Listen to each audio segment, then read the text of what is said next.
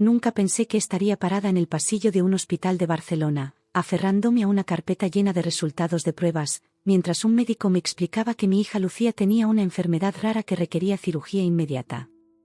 La cifra que dijo después, 65.000 euros, resonó en mi cabeza como una sentencia de muerte. Tenía algunos ahorros, pero ni de lejos suficientes. Mis manos temblaban, no por miedo, sino por el abrumador peso de la impotencia. El doctor Ramírez hablaba con una mezcla de compasión y urgencia que solo empeoraba las cosas. Señora Martínez, entiendo que es una cantidad significativa, pero cada día que pasa. No necesitaba que terminara la frase. Mi Lucía, con apenas 6 años, estaba conectada a máquinas en la habitación contigua, con su pequeño cuerpo luchando contra algo que ni siquiera podía pronunciar correctamente. Esa noche, me senté frente a mis padres en su ostentoso comedor en el barrio de Salamanca.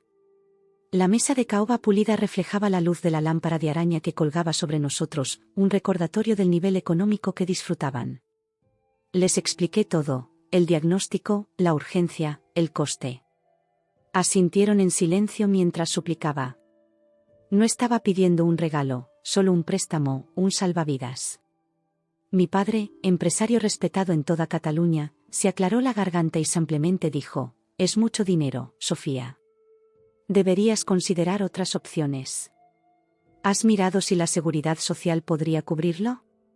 Mi madre ni siquiera me miraba a los ojos, concentrada en la copa de Rioja que giraba entre sus dedos. Las mismas personas que una vez enmarcaron cada dibujo a crayón que les regalé, ahora me estaban diciendo que la vida de mi hija no valía la pena salvarla. ¿Otras opciones?, pregunté con un hilo de voz. ¿Qué otras opciones hay cuando tu hija se está muriendo? Mi madre finalmente levantó la mirada, pero sus ojos estaban vacíos. Quizás en el hospital público. Comenzó, pero la interrumpí. Ya habíamos agotado esa vía. El tratamiento experimental solo estaba disponible en una clínica privada. Al salir de su casa, el frío de febrero en Madrid me golpeó menos que la frialdad de sus palabras. Mientras esperaba el metro, con las luces de la ciudad brillando indiferentes, revisé las redes sociales por pura inercia. Y ahí estaba, mi hermana Beatriz presumiendo de los preparativos de su boda. La publicación mostraba muestras de invitaciones con letras doradas en relieve, ramos de flores importadas y un vestido que, según decía, venía directamente de un diseñador en Milán. Días después, me enteré por Instagram que el presupuesto de la boda de Beatriz acababa de superar los 350.000 euros. Había fuentes de champán, orquídeas importadas de Ecuador y vestidos diseñados exclusivamente. Las fotos mostraban a mis padres orgullosos, posando junto a Beatriz y su prometido Carlos en el Palacio de Liria, donde habían decidido celebrar la ceremonia. Mi madre lucía un collar de perlas que probablemente costaba lo suficiente para salvar a su nieta. Mi hija estaba luchando por su vida mientras ellos elegían entre sabores de caviar. Ese momento rompió algo dentro de mí. No solo la confianza, sino la ilusión de que el amor por sí solo hace a una familia. Regresé al hospital con las manos vacías pero con una determinación renovada. En la habitación, Lucía dibujaba con las pocas fuerzas que tenía.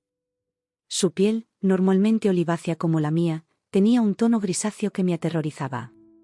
Su pelo negro, que solía recordarme al mío cuando era niña, ahora se caía en mechones sobre la almohada. «Mamá, ¿me vas a contar un cuento esta noche?», me preguntó con una sonrisa débil. Le prometí que sí, como cada noche desde que estaba ingresada. Le contaría sobre princesas valientes que luchaban contra dragones invisibles, porque necesitaba creer que ella también podría vencer. Llamé a mi esposo, Miguel, que estaba en casa cuidando a nuestro hijo menor. Cuando le conté sobre la negativa de mis padres, hubo un largo silencio al otro lado de la línea. Finalmente dijo: «Hablaré con mis padres. Encontraremos una manera». Los padres de Miguel vivían en un pequeño pueblo de Andalucía. Nunca habían tenido mucho, pero siempre nos recibían con la mesa llena de gazpacho casero, tortilla y cariño genuino. Jamás pensé que tendría que recurrir a ellos para algo así. Esa noche, acurrucada en el sillón incómodo junto a la cama de Lucía, mientras le leía El Principito, por enésima vez, recibí un mensaje de mi cuñada Carmen: «Mis padres están vendiendo su olivar. El que ha estado en la familia por 4 generaciones. Dicen que el aceite es bueno, pero su nieta es mejor. Te quieren, Sofía. Todos te queremos. Las lágrimas corrieron por mis mejillas mientras Lucía dormía, ajena a la batalla que se libraba no solo en su cuerpo, sino en nuestra familia. Comprendí entonces que la sangre puede ser tan fina como el agua cuando se trata de demostrarlo con acciones. Y que a veces, los verdaderos lazos familiares no son los que nacen, sino los que se forjan en los momentos más oscuros. No asistí a la boda. Mientras brindaban bajo arañas de cristal en uno de los salones más exclusivos de Madrid, yo me sentaba en una silla de hospital, observando cómo las máquinas mantenían respirando a mi Lucía. Los médicos habían programado la cirugía para esa misma semana, justo cuando las campanas de la iglesia de San Jerónimo el Real anunciarían la unión de mi hermana con el hijo de un importante empresario vinícola. La noche anterior a la ceremonia, recibí un mensaje de mi madre: tu ausencia será notada. La gente preguntará. Ni una palabra sobre su nieta. Ni una pregunta sobre cómo estábamos sobreviviendo.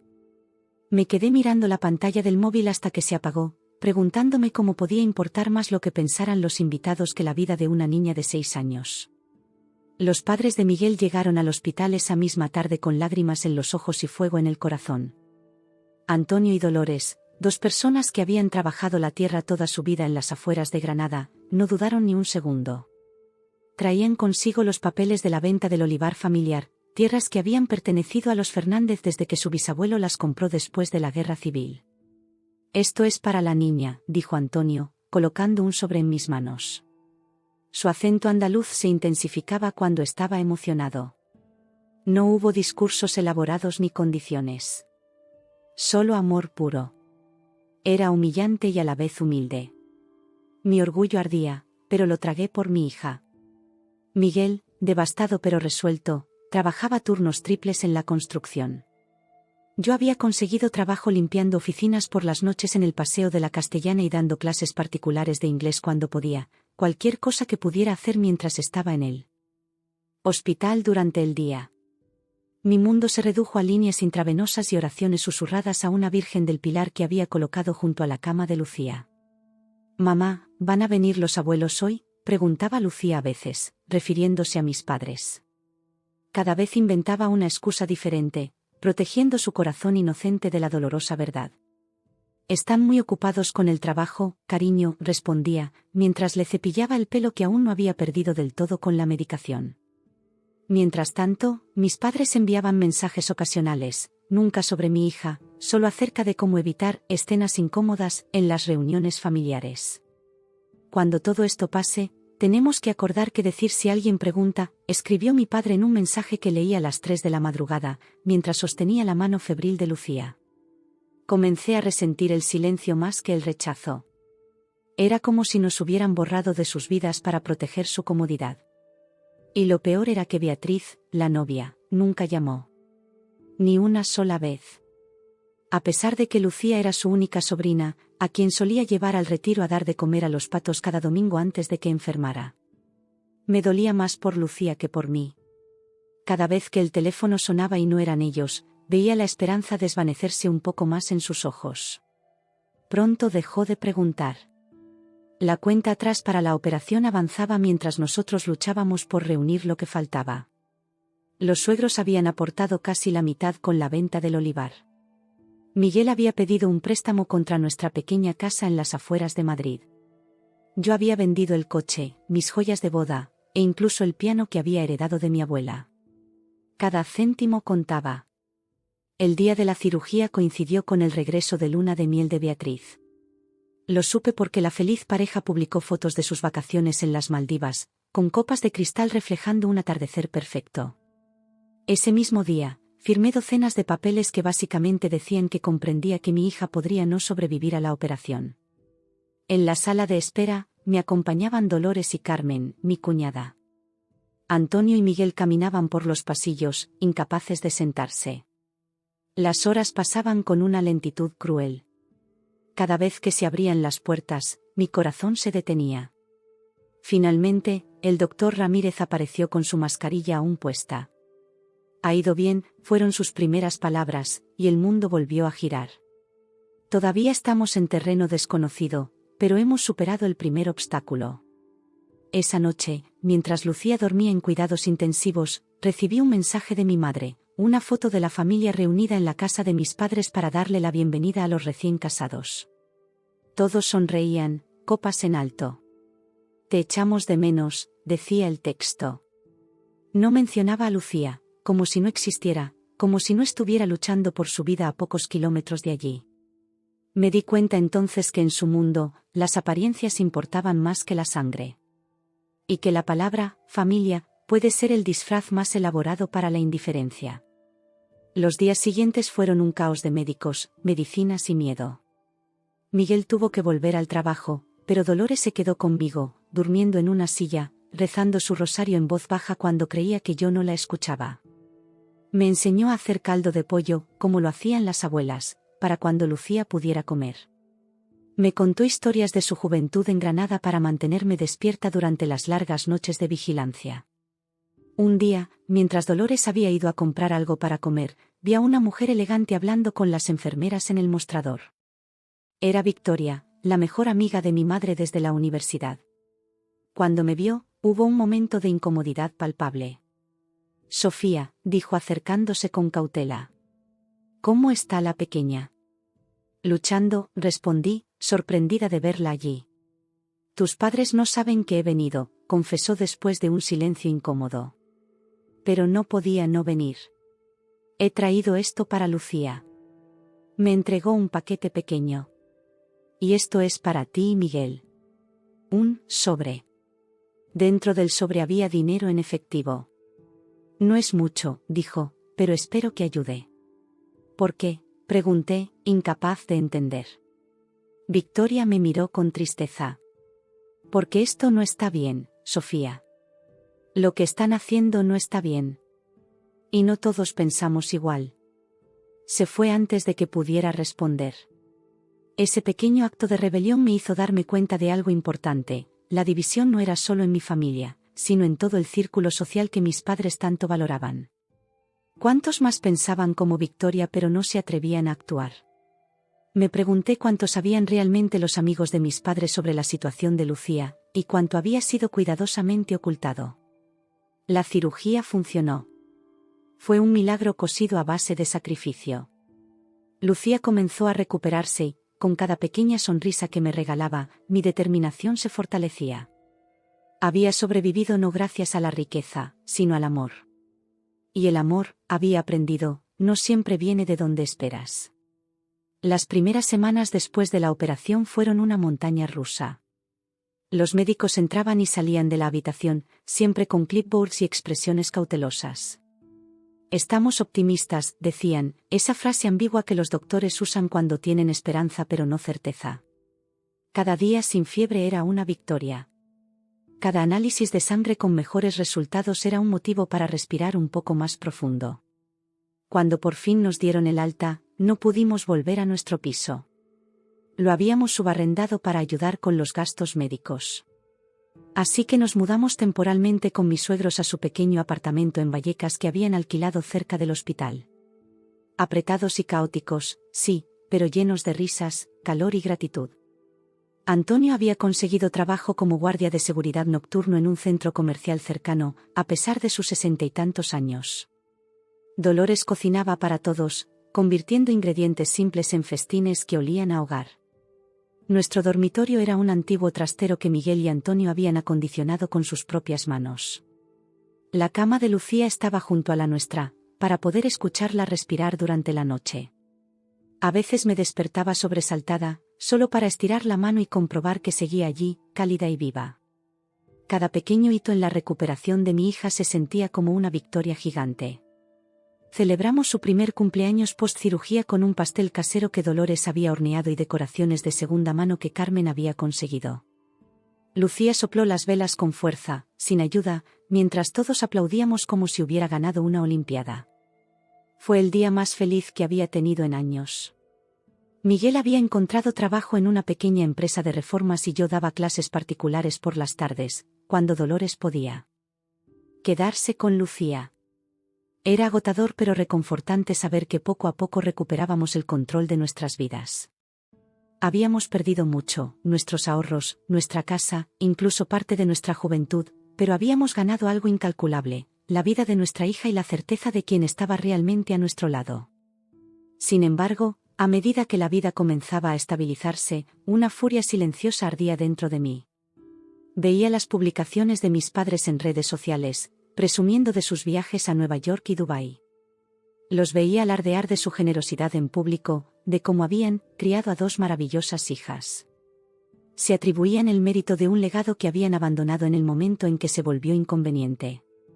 Un día, mientras esperaba a que Lucía saliera de su clase de baile, una actividad que el médico había recomendado para fortalecer su cuerpo después de tanto tiempo de inactividad, vi un reportaje en mi móvil sobre una gala benéfica en el Hotel Palace. Allí estaban mis padres, posando junto a políticos y empresarios, entregando un cheque gigante a una fundación para niños enfermos. La ironía me golpeó como una bofetada. Mi madre incluso dijo en una entrevista: no hay nada más importante que la salud de los niños. Las náuseas me invadieron. No quería venganza. Quería verdad y justicia. Pero la vida tenía otros planes. Mientras lidiaba con mi resentimiento, algo inesperado ocurrió. Miguel, que siempre había sido hábil con sus manos, había comenzado a crear pequeños muebles en sus ratos libres. Primero fue una estantería para los juguetes de Lucía, luego una mesa para la pequeña terraza del piso de sus padres. Un día, un vecino le pidió que le hiciera algo similar. Luego otro. Deberías compartir fotos de lo que haces, le sugerí una noche. Tienes talento real. Con cierta resistencia, Miguel permitió que subiera algunas imágenes a Instagram. Para nuestra sorpresa, las respuestas fueron inmediatas. La estética rusticidad de sus piezas, combinada con diseños modernos, tocó una fibra en la gente. Pronto, los pedidos comenzaron a llegar. En cuestión de meses, convertimos el pequeño hobby en un negocio real. Alquilamos un espacio en un polígono industrial cercano. Yo me encargaba de la parte administrativa y de las redes sociales, mientras Miguel creaba. Antonio, que había sido carpintero en su juventud antes de dedicarse al olivar, se unió a nosotros, aportando técnicas tradicionales que daban un toque único a nuestras piezas. Segundas oportunidades, llamamos al negocio, porque eso era lo que habíamos recibido todos, Lucía, nosotros, incluso la madera rescatada que Miguel transformaba en objetos hermosos. Un año después de la operación, recibimos un correo electrónico de una revista de decoración conocida. Querían presentar nuestro trabajo en un artículo sobre artesanos emergentes. La sesión de fotos se realizaría en nuestro taller, y querían incluir la historia detrás de la marca. Dudé antes de compartir todo. ¿Cuánto debía revelar sobre lo que nos había llevado hasta allí? Miguel, siempre más pragmático que yo, sugirió contar la verdad sin nombrar culpables. Nuestra historia es poderosa porque es real, dijo. Pero no tiene que ser sobre ellos. Es sobre nosotros, sobre cómo reconstruimos todo. El artículo salió un mes después.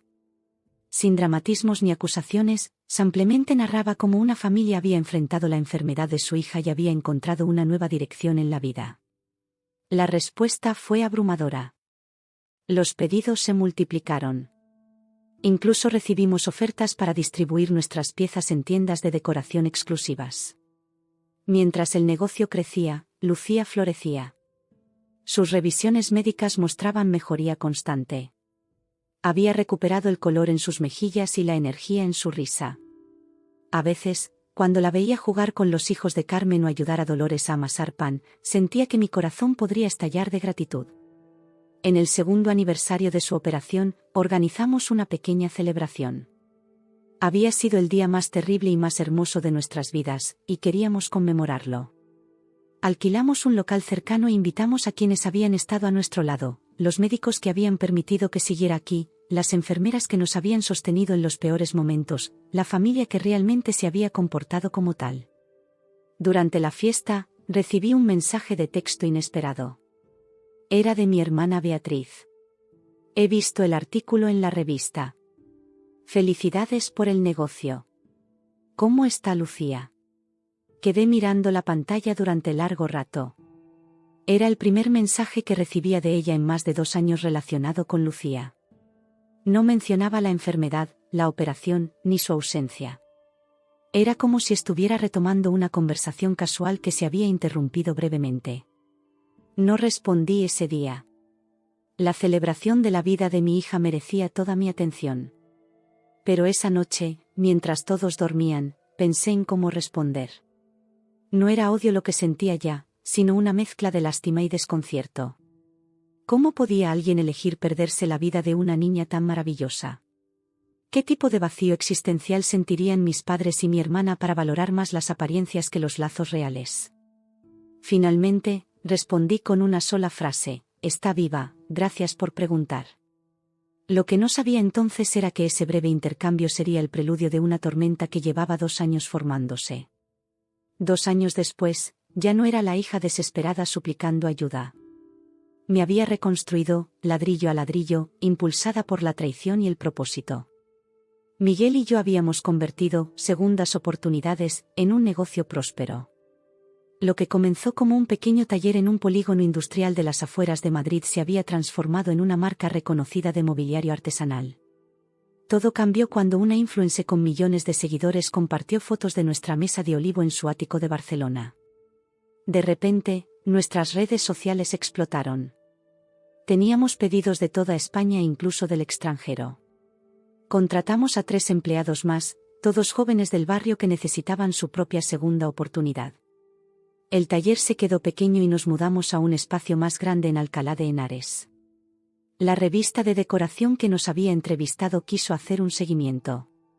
Esta vez, el reportaje ocupaba 4 páginas y nos presentaba como la familia que convirtió la adversidad en arte. Las fotos mostraban a Miguel trabajando la madera, a mí en la oficina diseñando nuevos modelos, a Antonio enseñando técnicas tradicionales a los aprendices y a Lucía, sonriente y saludable, pintando pequeños detalles en una silla infantil. Compramos una casa modesta pero acogedora en Alcalá, con un jardín donde Lucía podía jugar. Antonio y Dolores se mudaron con nosotros. Era lo mínimo que podíamos hacer después de todo lo que habían sacrificado. Además, Dolores se había convertido en una parte esencial del negocio, sus bordados ahora decoraban algunos de nuestros productos más exclusivos. En nuestros nuevos círculos sociales, conocimos a personas auténticas que valoraban el trabajo honesto y las relaciones sinceras. Ya no me sentía inferior por no tener apellidos ilustres o no veranear en Marbella. Había encontrado mi lugar, uno construido sobre cimientos reales, no sobre apariencias. El verdadero punto de inflexión llegó una mañana de marzo. Estaba en mi despacho revisando el presupuesto para una exposición en Valencia cuando mi móvil vibró. Un número que no había visto en casi 2 años apareció en la pantalla. El nombre de mi padre. Dejé que sonara hasta que saltó el buzón de voz. Minutos después, un mensaje: Sofía, necesitamos hablar.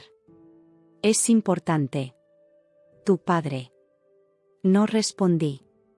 Esa tarde llegó un correo electrónico. El asunto familiar urgente. El mensaje era breve pero revelador: querida Sofía, espero que tú y tu familia estéis bien. Hemos visto el reportaje en la revista y estamos muy orgullosos de vuestro éxito. Nos gustaría reunirnos para arreglar las cosas. También hay un asunto de negocios que nos gustaría discutir contigo. Por favor, llámanos cuando puedas. Con cariño, papá. La furia que creía haber domado rugió de nuevo. Estamos muy orgullosos, como si tuvieran derecho a sentir orgullo por algo que habían intentado destruir con su indiferencia. Y ese asunto de negocios, mencionado casi casualmente, como si fuera un incentivo para que olvidara todo lo ocurrido. Le mostré el correo a Miguel esa noche, mientras cenábamos después de que Lucía se durmiera. ¿Qué vas a hacer?, preguntó, sirviéndome un poco más de vino tinto. No lo sé, admití. Una parte de mí quiere ignorarlos para siempre. Otra parte quiere saber que es tan urgente que rompe 2 años de silencio. Miguel me miró con esos ojos que siempre veían a través de mí. Sea lo que sea que decidas, estoy contigo. Pero recuerda que ahora eres tú quien tiene el poder. Ya no necesitas nada de ellos. Los días siguientes trajeron más mensajes. Mi madre llamó. Luego mi hermana. Incluso recibí un ramo de flores en el taller, orquídeas caras que desentonaban completamente con nuestra estética rústica. La tarjeta decía: felicidades por tu éxito. Nos encantaría verte. Mamá y papá. Carmen, que ahora trabajaba con nosotros en la parte administrativa, miró las flores con desconfianza. Qué casualidad que se acuerden de ti justo cuando las cosas te van bien, comentó, expresando exactamente lo que yo pensaba. Finalmente, después de una semana de acoso telefónico, accedí a verlos. No por debilidad, sino por curiosidad y, quizás, por un deseo de cerrar esa herida de una vez por todas. Propuse un terreno neutral, una cafetería en el centro de Madrid. Ellos insistieron en que fuera en su casa, en esa mesa de comedor donde una vez me habían negado la ayuda que podría haber salvado a mi hija sin su sacrificio. Sorprendentemente, acepté. Quería verles en su territorio. Quería sentarme en esa misma silla donde había suplicado por la vida de Lucía y mostrarles la mujer en la que me había convertido. El día del encuentro, Miguel se ofreció a acompañarme. No, le dije, esto es algo que necesito hacer sola. Mientras conducía hacia el barrio de Salamanca, recordé la última vez que había recorrido ese camino. La desesperación, el miedo, la humillación. Ahora, con mi coche propio y mi negocio próspero, era una persona diferente. Ya no era la hija que pedía migajas de afecto. Era una mujer que había sobrevivido sin ellos. La casa seguía igual. Imponente, fría, perfectamente decorada para impresionar a cualquiera que cruzara el umbral. La empleada doméstica que abrió la puerta no era la misma que conocí en mi juventud. Me preguntó si tenía cita. Soy la hija, respondí, y vi la sorpresa en sus ojos. Claramente, no esperaba que la hija vistiera jeans, botas desgastadas y una chaqueta de cuero en lugar de ropa de diseñador. Mi padre apareció en el vestíbulo, envejecido de una manera que no había anticipado. Las arrugas alrededor de sus ojos se habían profundizado, y su pelo, antes negro con algunas canas, ahora era completamente gris. Intentó abrazarme, pero me mantuve firme, ofreciendo solo mi mano en un gesto formal. Sofía, dijo con una voz que intentaba sonar cálida, gracias por venir.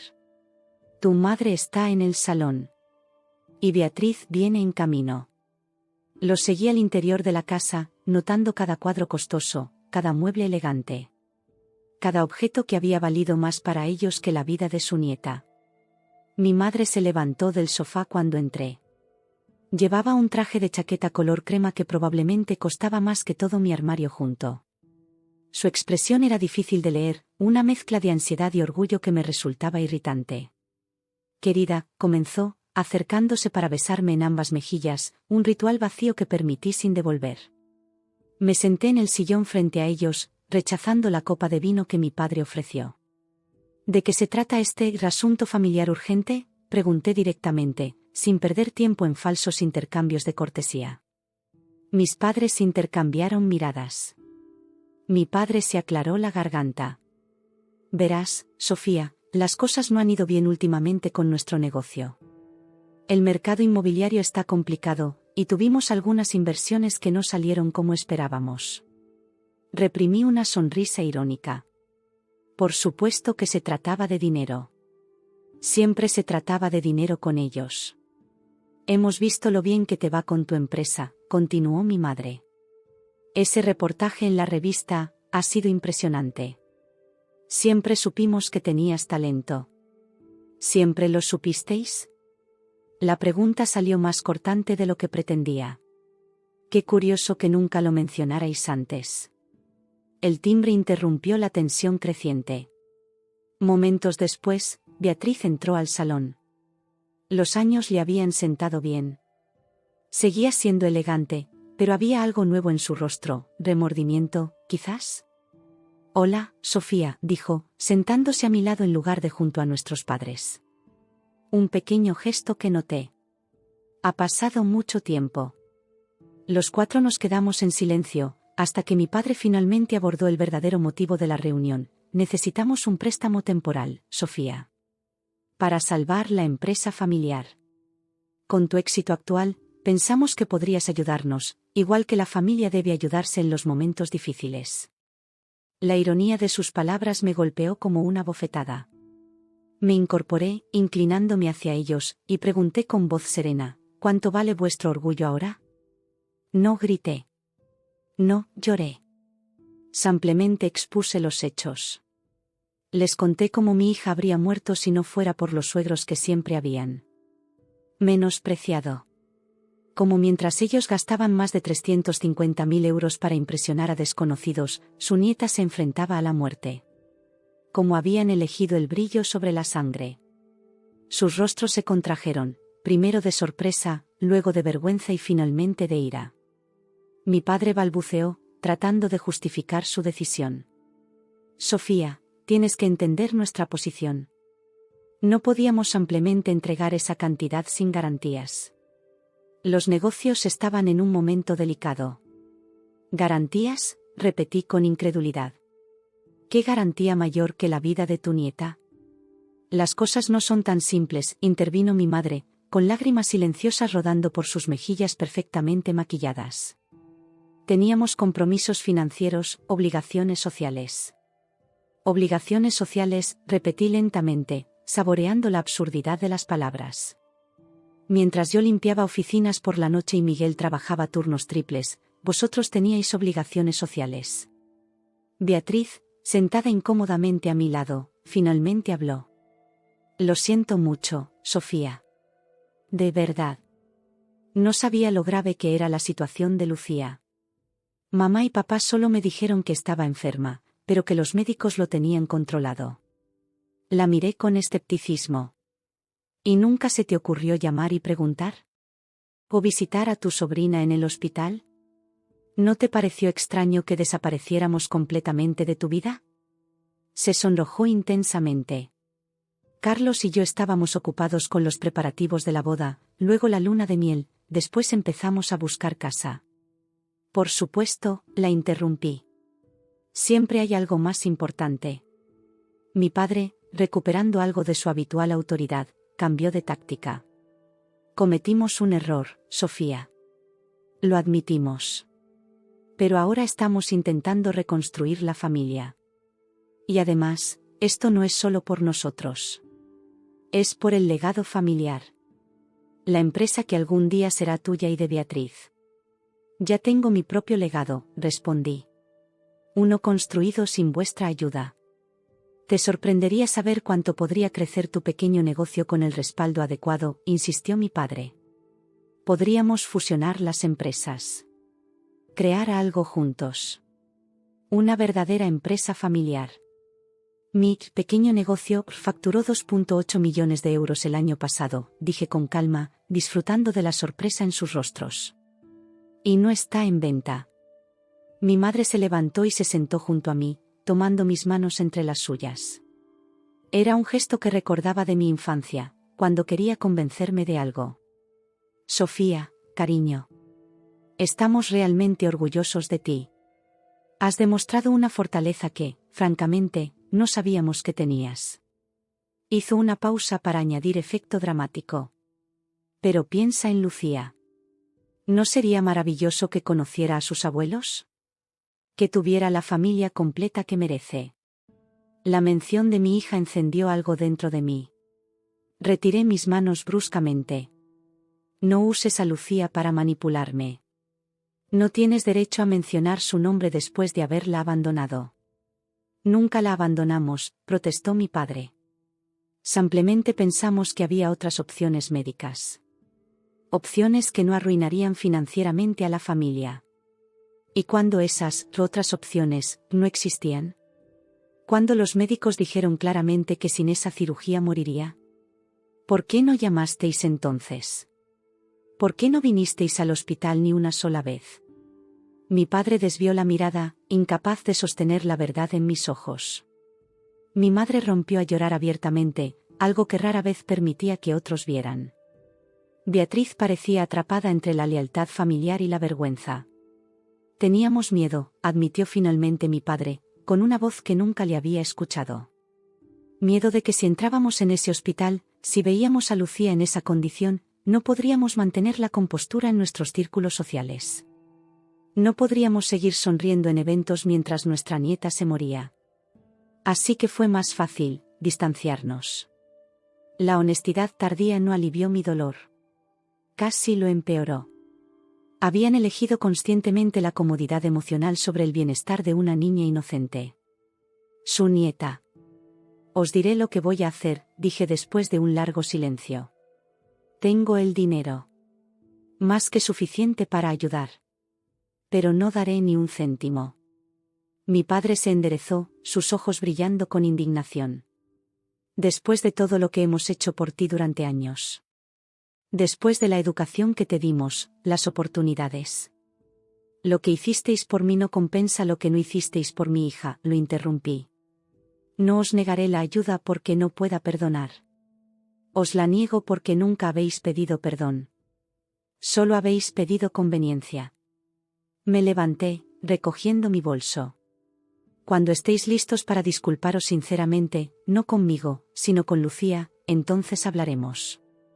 Hasta entonces, resolveré vuestros problemas financieros tanto como vosotros resolvisteis los míos. Beatriz se levantó también. Espera, Sofía. No te vayas así. Podemos arreglar esto. La miré con una mezcla de lástima y esperanza. De todos ellos, era quizás la única que podría cambiar. Cuando quieras conocer realmente a tu sobrina, nuestra puerta está abierta. Pero vendrás sola, sin ellos, y con intención genuina. Caminé hacia la puerta sin mirar atrás, pero mi padre me alcanzó en el vestíbulo. Su rostro había perdido la arrogancia habitual, reemplazada por un miedo que nunca le había visto. Sofía, por favor. La empresa está al borde de la quiebra. Lo perderemos todo. La casa, la posición social, todo. Lo miré directamente a los ojos. ¿Sabes qué pensé cuando me dijeron que necesitaba 65.000 euros para salvar a mi hija? Pensé, perderé todo, pero salvaré lo único que importa. Esa es la diferencia entre nosotros, papá. Salí de la casa sintiéndome extrañamente en paz. En el coche, antes de arrancar, recibí un mensaje de texto.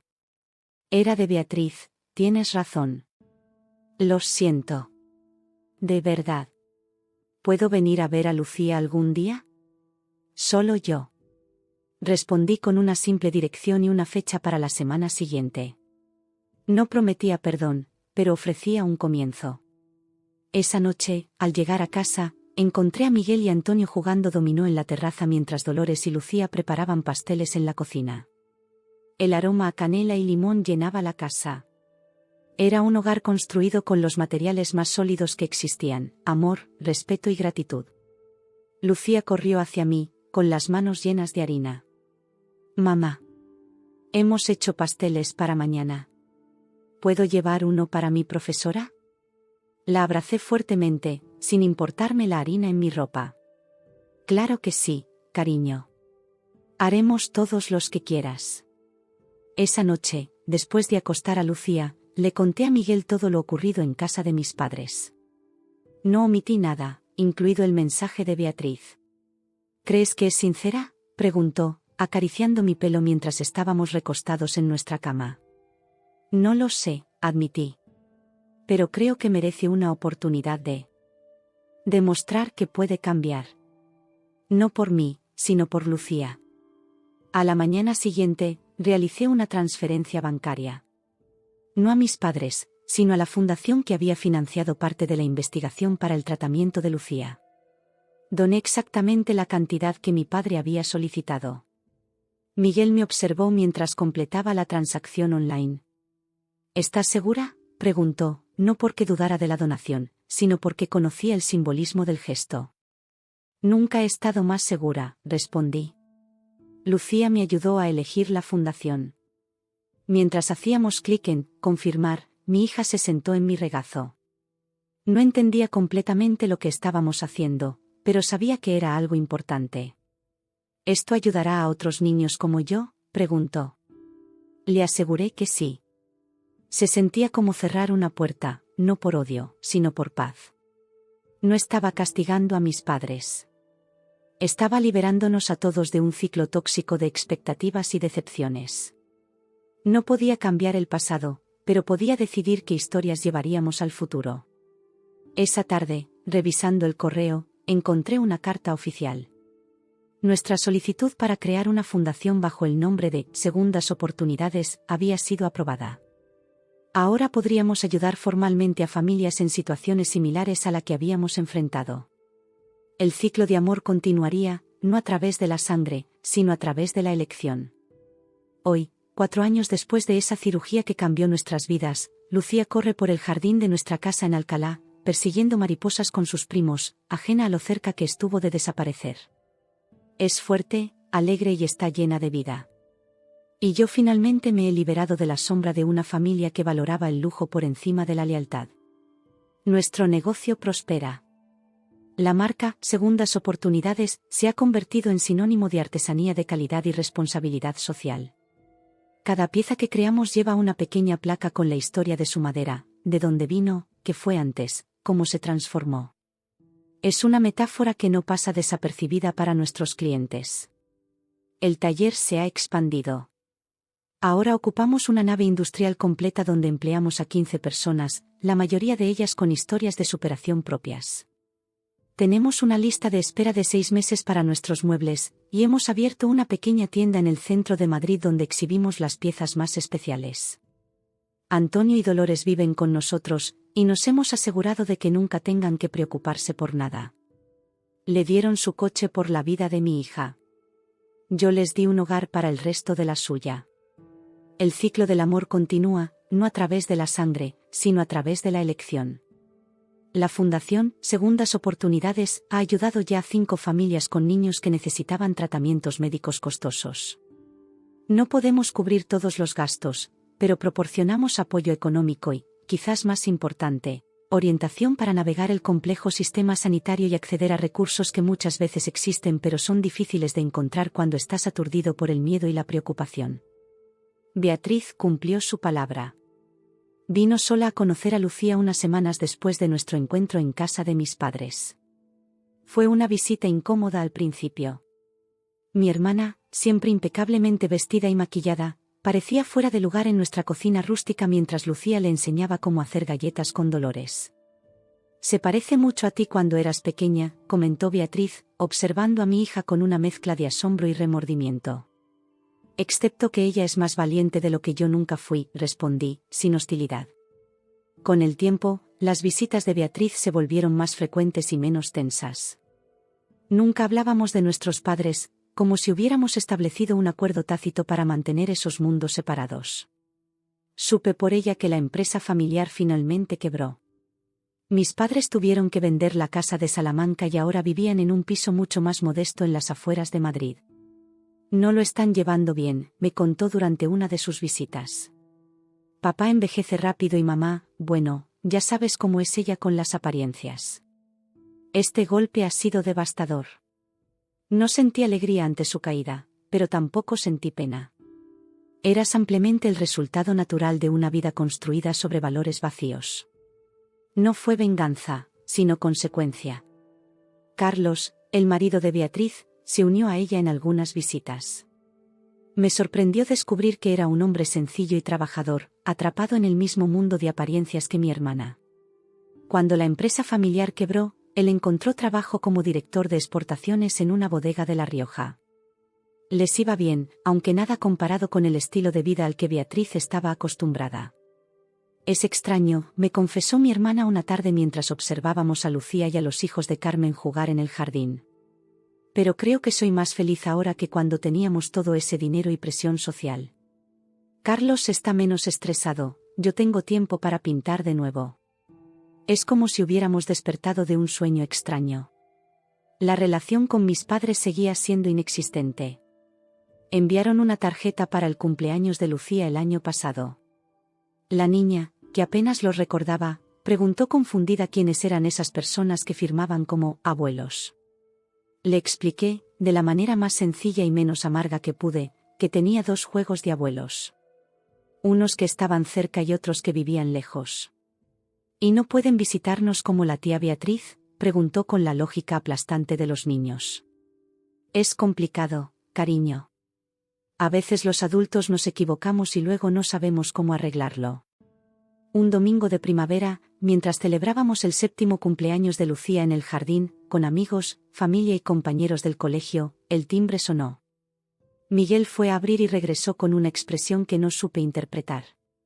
«Tus padres están aquí», dijo en voz baja. «¿Quieres que les diga que se vayan?» Sentí que el tiempo se detenía. 4 años habían pasado desde que mi padre había suplicado por dinero en el vestíbulo de su mansión. 4 años durante los cuales no habían hecho ningún intento real por reconciliarse. «¿Qué quieren?», pregunté. «Han traído un regalo para Lucía. Dicen que si no quieres verlos, lo entienden, pero les gustaría que ella lo tuviera». Miré a mi alrededor, a la fiesta llena de alegría, a mi hija soplando velas rodeada de amor auténtico. Me di cuenta de que ya no sentía ira. Ni siquiera resentimiento. Solo una especie de desapego tranquilo. «Pueden pasar», decidí. Pero solo un momento.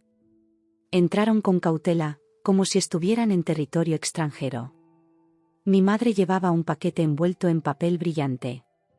Ambos parecían haber envejecido una década en 4 años.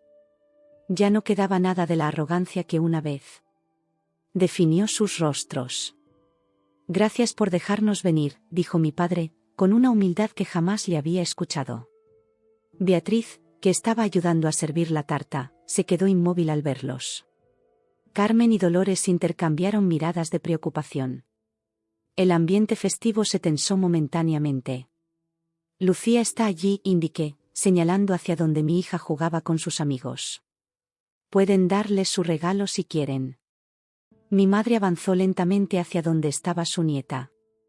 Yo la seguí a una distancia prudente, lista para intervenir si era necesario.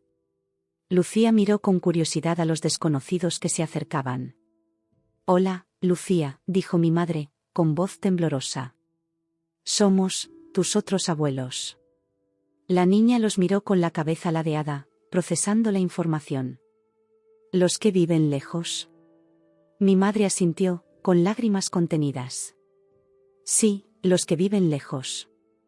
Te hemos traído algo por tu cumpleaños». Lucía aceptó el regalo con la cortesía que le habíamos enseñado, pero sin el entusiasmo que mostraba con las personas que conocía y quería. Abrió el paquete con cuidado. Era un joyero antiguo de plata, con iniciales grabadas en la tapa. «SM, era de tu madre cuando era pequeña», explicó mi padre. «Y antes fue de su abuela. Pensamos que ahora debería ser tuyo». Lucía me miró, buscando confirmación. Asentí levemente. «Gracias», dijo educadamente, y tras un momento incómodo, preguntó: «¿Queréis tarta?». La abuela Dolores la hizo. «Tiene chocolate y fresas». La mención de Dolores como «abuela» provocó un tic en el rostro de mi madre, pero lo disimuló con una sonrisa forzada. «Gracias, cielo, pero ya nos vamos. No queremos interrumpir tu fiesta». Mientras se despedían, mi padre me miró directamente. «Lo siento, Sofía. Por todo. Sé que es tarde, probablemente demasiado tarde, pero lo siento de verdad». No respondí con palabras. Solo asentí, reconociendo su disculpa sin necesariamente aceptarla. No les ofrecí que se quedaran, ni promesas de futuras visitas. Algunas puertas, una vez cerradas, no pueden volver a abrirse completamente. Pero quizás, pensé mientras los veía marcharse, podría haber una pequeña ventana. Esa noche, después de acostar a Lucía, encontré a Miguel en la terraza, contemplando las estrellas con una cerveza en la mano. «¿Estás bien?», preguntó cuando me senté a su lado. «Sí», respondí, sorprendida de que fuera verdad. «Creo que hoy por fin lo entendí». «¿El qué?». «Que perdonar no significa permitir que vuelvan a herirte. Significa liberarte del poder que el dolor tiene sobre ti». Miguel sonrió, pasando su brazo sobre mis hombros. «¿Y qué vas a hacer con esa sabiduría recién descubierta?». Contemplé las estrellas antes de responder. «Seguir adelante. Construir algo mejor. Enseñar a Lucía que la familia no es solo sangre, sino elección diaria». En ese momento, Antonio salió a la terraza con 3 copas y una botella de aquel aceite de oliva que producía su olivar perdido. Una tradición que habíamos mantenido. En ocasiones especiales, en lugar de brindar con vino, lo hacíamos con una cucharada de aceite, para recordar lo que habíamos sacrificado y ganado. Por las segundas oportunidades, brindó Antonio, levantando su copa. Y por las primeras lecciones, añadí yo. Al día siguiente, tomé el joyero que mis padres habían regalado a Lucía y lo coloqué en la estantería de su habitación, junto a las conchas que recogía en nuestros viajes a la playa y los dibujos que hacía en el colegio. No era un tesoro, ni una carga. Era simplemente parte de su historia, una historia compleja pero auténtica. Una historia de caídas y levantamientos, de pérdidas y ganancias, de lazos rotos y otros forjados con materiales más resistentes que la sangre. La empresa de mis padres ya no existía. Su imperio se derrumbó, no por venganza, sino porque estaba construido sobre apariencias y corazones vacíos. No los extraño. No los odio. Simplemente entiendo, por fin, que la familia no es quien comparte tu apellido. Es quien aparece cuando más importa.